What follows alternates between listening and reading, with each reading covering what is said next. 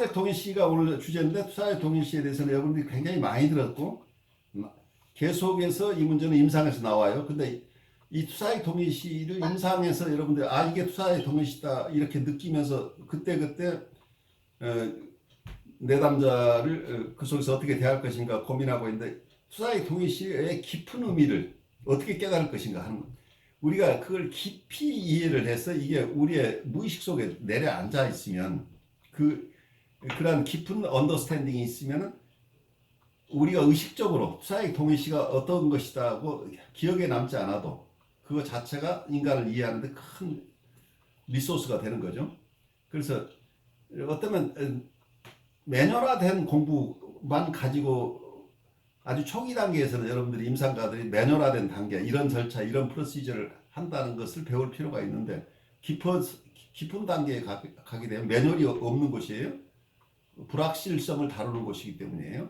무의식이고 변모하는 상황에 대처하는 거기 때문에 거기에는 요즘 일반 사람들이 얘기하는 매뉴얼이 없다는 얘기예요. 매뉴얼이 없는 곳에서 그럼 무엇을 우리는 가지고 사람들을 돌볼 것인가 하는 것은 우리가 계속해서 여러분들이 토론하고 그리고 발제하고 경청하고 하면서 하나씩 여러 가지 귀한 인사이트들을 여러분들이 몸으로 가져가는 거죠. 이게 체화돼야 된다는 얘기예요. 이런 것들이 기억으로 갖는 게 아니고 여러분의 무의식 속에 내려앉아야 여러분들이 운전 매뉴얼이 없어도 운전하는 것처럼 여러분 스스로 안에 여러 가지 이론들이 여러분의 성품에 맞게 소화되어 있으면 자연적으로 사람을 돌보는 힘이 생긴다는 거예요.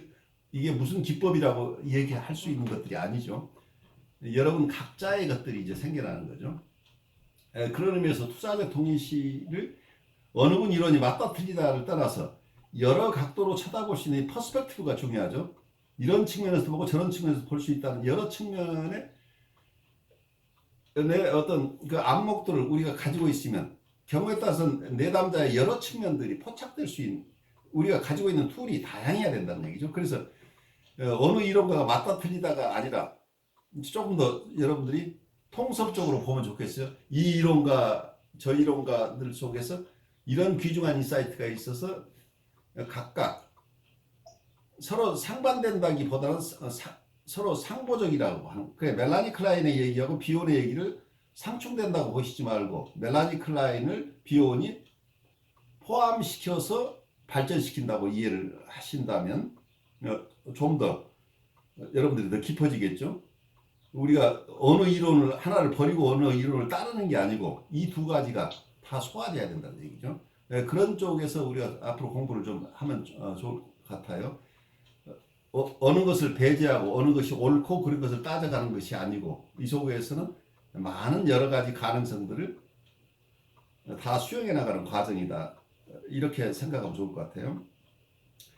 오늘 이 내용은 아까 얘기대로 한 학기 내내 해야 될 내용이지만 오늘 할 수 있는 몇 페이지 잠깐 우리 함께 남은 시간 갖죠. 읽기는 읽었는데 저도 이제 투사적 동일시에 대해서 굉장히 다양한 각도로 이렇게 분석가마다 이렇게 봤더라고요. 근데 다 통하는 것 같기도 하고 또 다 같은 말인 것 같기도 하고 또 조금 다른 것 같기도 하고 그래서 읽는 내내 조금 계속 똑같은 말을 되게 반복하고 있다라는 느낌을 좀 받긴 했어요. 교수님 수업하기 전에 저도 이제 이거를 읽으면서 그동안에는 투사적 동일시 뭐 그것만 이제 임상이라든가 뭐 이런 거에 연관지어서 이해해 보려고 애썼는데 그래서 조금 알듯 말듯 완전히 아는 건 아니고 이제 느낌으로 조금 알아지게 되었는데 오늘 제목이 투사적 전이 동일시인 거예요. 예. 그래서 제목만 또 이렇게 보면서 그거 투사적 동일시에 대한 거기에 전이 동일시 뭐 이러면서 이것도 새로운 용어인데 진짜 처음 보는 용어거든요. 그냥 전이 역전이 뭐 투사적 동일시 이랬는데 투사적 전이 동일시 이러니까 이제 완전히 또 새로운 용어여서 약간 긴장을 했었는데 오히려 책을 읽다 보니까 그냥 투사적 동일시만 알았을 때보다 더 좀 뭔가 더 알게 된 느낌이 들었어요. 예. 그래서 보면은 이제 투사적 동일시가 자기 내면에 있는 거를 아이가 이제 언어 이전에 이제 프리어오미트할 시기이기 때문에 언어로 의사소통하지 못하니까 자기의 이제 그 안에 있는 내용물들을 자기가 소통하고 싶은 것들 또는 욕구든 무엇이든 간에 그것을 이제 유아 때는 엄마겠죠. 엄마에게 자기가 똑같은 걸 느낄 수 있도록 이제 자기 것을 엄마에게 보내고 그거를 이제 엄마가 아이하고 동일시된 상태를 이제 여기서 투사적 동일시가 되는 거죠. 프로이트는 이제 그맨 앞에 그 말이 굉장히 고와서 한번 읽어볼게요. 이제 한 사람의 무의식이 의식을 통하지 않고서도 다른 한 사람의 무의식에 반응할 수 있다라는 것은 매우 놀라운 일이다. 그래서 의식으로 가기 전에 무의식과 무의식이 만나서 서로 반응한다라는 건 굉장히 놀라운 일이다. 굉장히 이 말이 되게 와닿았어요. 정식 분석에 대한 비온의 많은 공헌들 중에서 투사적 동일시 개념의 개정과 확장은 으뜸가는 공헌으로 손꼽히고 있는 담는 것, 담기는 것 개념과 함께 가장 널리 알려진 개념이 되었다.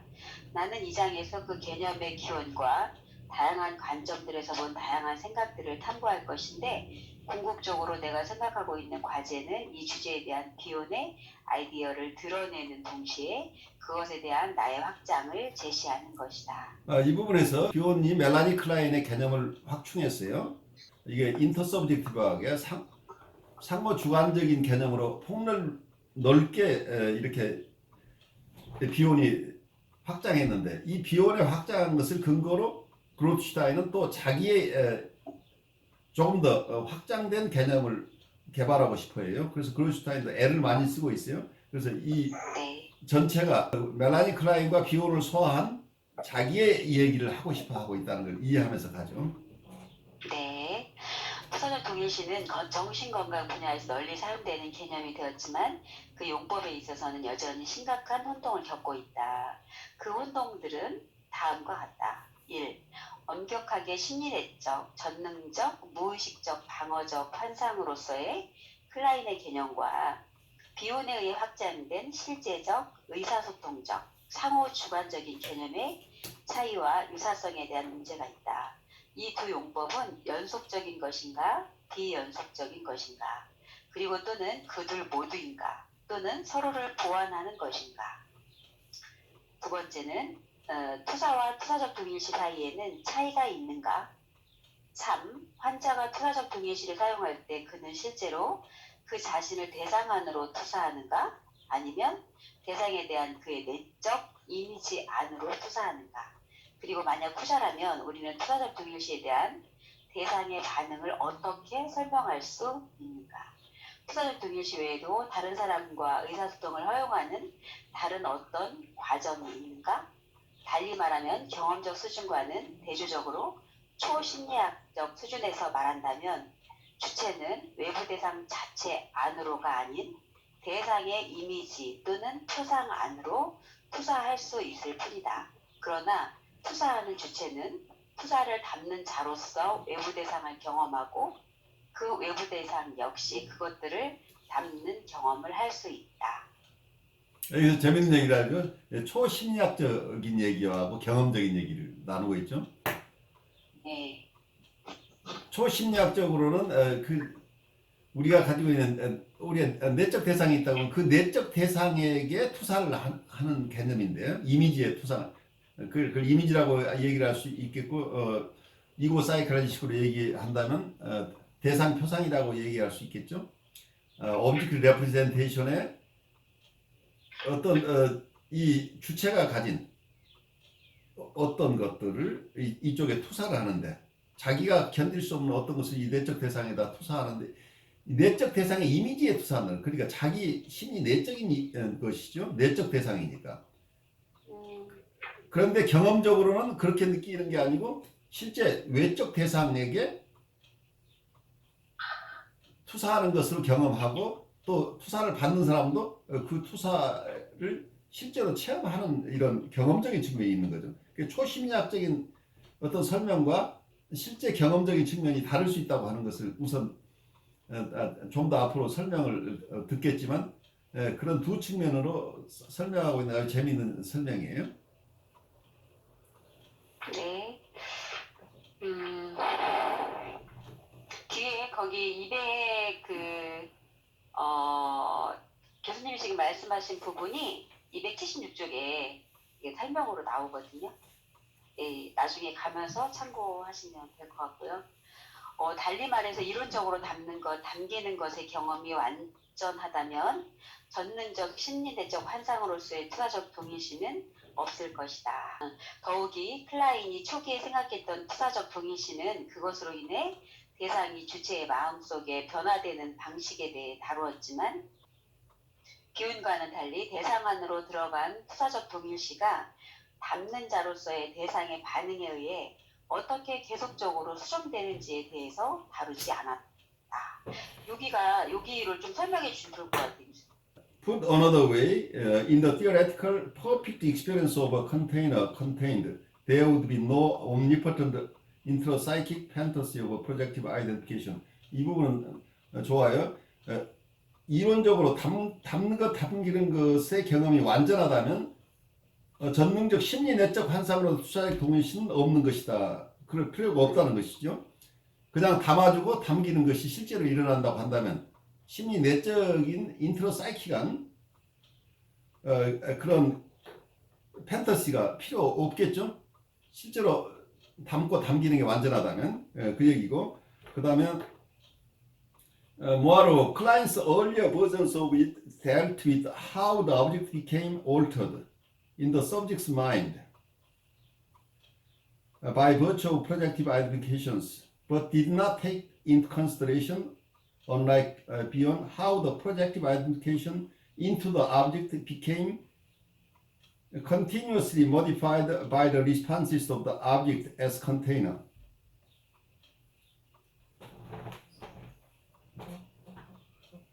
여기서 얘기하는 게 클라인이 초기에 생각했던 수사적 동일시는 그것으로 인해 대상이 주체의 마음속에서 변화되는 방식에 대해서 다루었지만, 그러니까 주체의 마음속에서는 여러 가지 변화가 일어날 수 있는데, 문제는 대상 안에 들어간 것이, 대상 안에 일단 투사된 투사적 동일시가 한번 투사 동일시가 일어나고서 그 뒤에 그대로 똑같이 있는 게 아니고 이게 변화가 계속해서 투사된 내용, 투사적 동일시 자체의 내용의 변화가 일어나는 것을 멜라니 클라인은 설명하지 않았다는 얘기예요. 그래서 이 대상 자체가 컨테이너로서의 어떻게 기능하느냐에 따라서 투사적 동일시의 내용이 바뀌어 나간다고 하는 그 지점을 설명이 없었다는 얘기죠. 그래서 여기 인터서브젝티브한 부분에서 이 컨테이너가 가지는 기능은 고려하지 않고 투사하는 자, 서브젝트가 가진 어떤 판타시 쪽에만 비중을 뒀다는 얘기죠. 그래서 상호 주관적인 어떤 인터서브젝티브하고 컨테이너의 반응 여하에 따라서 프로젝트 아이덴티피케이션 내용 자체가 변화되는 것에 대한 설명이 충분하지 않은데 비오는 이걸 잘 설명해내고 있다. 이제 이렇게 얘기를 하고 있는데 그 설명을 그 뒤에 가면서 들어보죠. 네, 사람들은 클라인의 투사적 동일시를 비워내고 공격하고 침범하고 점유하는 것으로 이해하는 반면 비온의 투사적 동일시에 대해서는 유아가 담아주고 중재하는 대상에게 자신의 정서를 의사소통하는, 심지어 간청하는 것으로 이해한다. 네. 나는 또한 비온이 클라인의 개념을 개정하면서 투사적 동일시의 두 가지 측면을 융합시켰다고 보는데, 그렇게 해서 생겨난 개념을 나는 투사적 전이 동일시라고 부른다. 그래서 투사적 전이 동일시라는 개념을 너무 성급하게 가져가시지 마세요. 왜냐하면 이 개념은 그로트슈타인만 주장하는 개념이라고 봐야죠.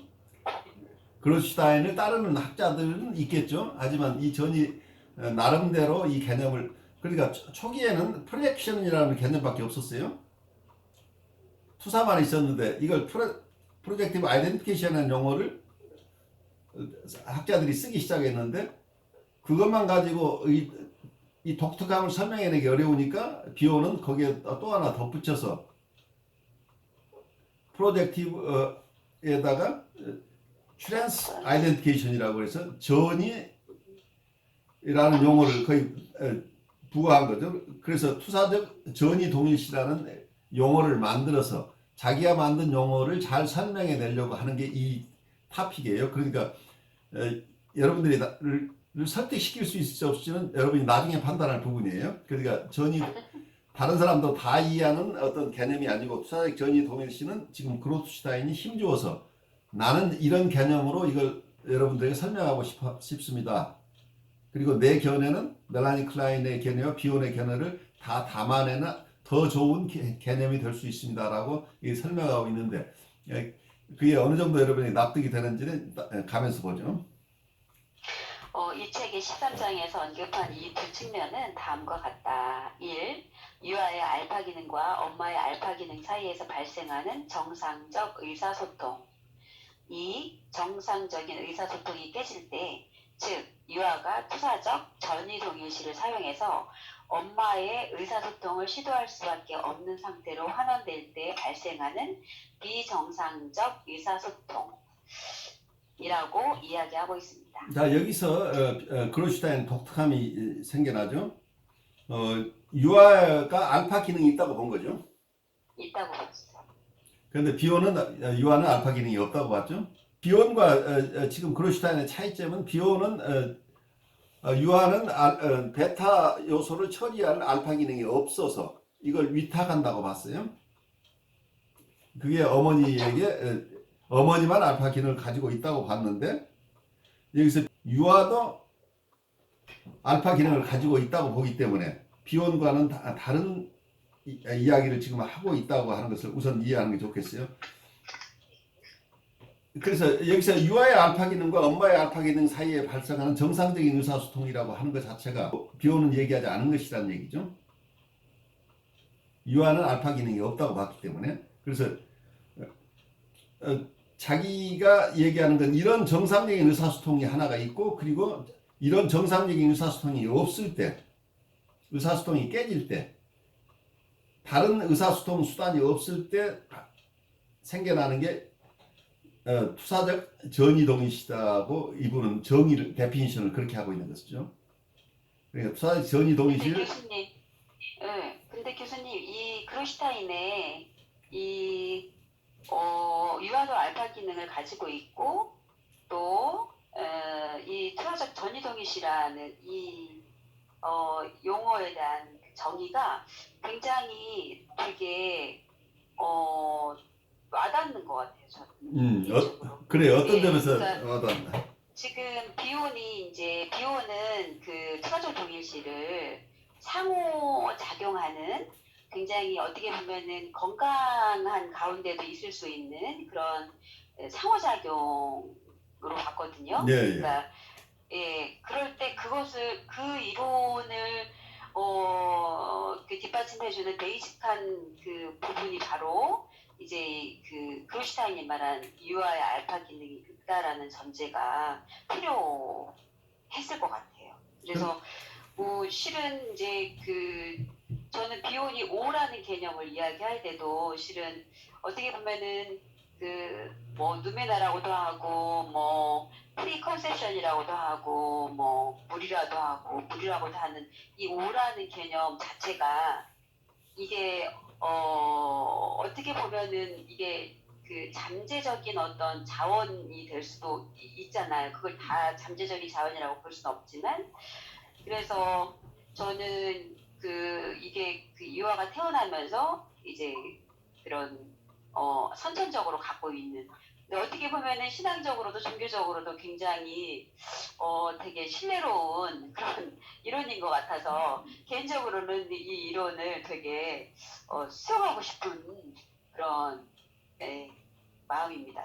좋아요. 그 팬이 벌써 하나 생겼어요. 그러니까 학자마다 비온은 비온 나름대로 알파 기능이 없다고 설명하면서도 상호 인터서브젝티브한 설명을 해내요. 충분히. 그러니까 비온의 이론 가지고도 충분히 설명을 하는데 이분은 비혼의 설명 방식보다는 또 자기 나라의 독자적인 설명을 하기 위해서 정상적인 의사소통 할 수 있는 알파 기능이 이와도 있는데 이 알파 기능으로서 잘 소화되지 커뮤니케이션이 되지 않는 이런 막힘이 있을 때 투사적 동일시를 쓸 수밖에 없다. 이렇게 해서 이 두 가지를 분류해내고 있어서 투사적 전이 동일시라는 개념을 자기가 독특하게 사용하고 있는데 어느 게 맞다 틀리다라고 얘기하기는 좀 어렵고 이렇게 더 세분화하는 것이 실익이 있는지 없는지라는 측면에서 또 좀 봐야 될 필요가 있겠죠. 그런데 어떤 면에서는 우리